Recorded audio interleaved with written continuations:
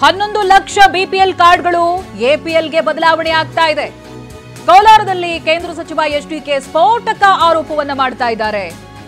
ಸರ್ಕಾರದ ಮೇಲೆ ಹೊರೆ ತಪ್ಪಿಸೋದಕ್ಕೆ ಈ ರೀತಿ ಮಾಡ್ತಿದ್ದಾರೆ ಅಂತ ಆರೋಪ ಮಾಡಿದ್ದಾರೆ. ಇವತ್ತು ಬಿಪಿಎಲ್ ನಿಂದ ಎಪಿಎಲ್ ಗೆ ಕನ್ವರ್ಟ್ ಮಾಡೋದ್ರಿಂದ 11 ಲಕ್ಷ ಕುಟುಂಬದ ಮೇಲೆ ಆಗ್ತಕ್ಕಂಥ ಪರಿಣಾಮಗಳು,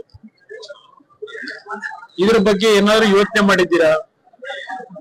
ಆಹಾರ ಸಚಿವರು ಹೇಳ್ತಾರೆ ಎಪಿಎಲ್ ನಲ್ಲೂ ನಾವು ಅವರಿಗೆ ಅಕ್ಕಿ ಕೊಡ್ತಕ್ಕಂಥ ಕಾರ್ಯಕ್ರಮ ಇಟ್ಕೊಂಡಿದ್ದೀವಿ ಅಂತ ದುಡ್ಡು ಕೊಡ್ಬೇಕಲ್ಲ, ದುಡ್ಡು ಕಟ್ಟಬೇಕಲ್ಲ ಅದಕ್ಕೆ ಎಪಿಎಲ್ ಕಾರ್ಡ್ನವ್ರಿಗೆ. ಅದಷ್ಟೇ ಅಲ್ಲ, ಹಲವಾರು ಬಿಪಿಎಲ್ ಕಾರ್ಡ್ ನಲ್ಲಿ ಬೆನಿಫಿಟ್ಗಳಿದೆ. ಆ ಬೆನಿಫಿಟ್ ಗಳನ್ನ ನೀವು ತೆಗೆದುಹಾಕೋದ್ರಿಂದ ಆ ಕುಟುಂಬದ ಮೇಲೆ ಹೊರೆ ಎಷ್ಟಾಗಬಹುದು, ಇದ್ರ ಬಗ್ಗೆ ಚಿಂತೆ ಮಾಡಿದ್ದೀರಾ? ಇನ್ನೇ ಬಂದಿರ್ತಕ್ಕಂಥದ್ದು ಇಲ್ಲಿ ಇದೇ ಒಂದು ಕಾರಣಗಳು. ಯಾಕೆಂದ್ರೆ ಇಲ್ಲಿ